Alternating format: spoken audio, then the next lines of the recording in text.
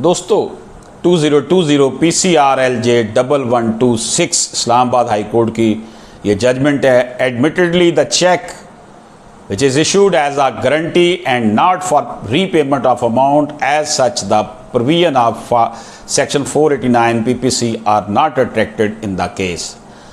अगर चेक की बैक पर लिखा हो कि ये गारंटी चेक है तो 489F के तहत जो है वो पर्चा नहीं होगा।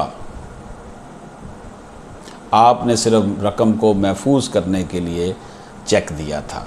Words only for guarantee cheque were mentioned on the back of cheque in dispute which denoted that said check had not been issued for fulfillment of any financial obligation, rather same way was security check ये 2018 YLR note 157 में किया गया। यानी guarantee check जो होता है उसके ऊपर 489F ट्रैक्ट नहीं होती।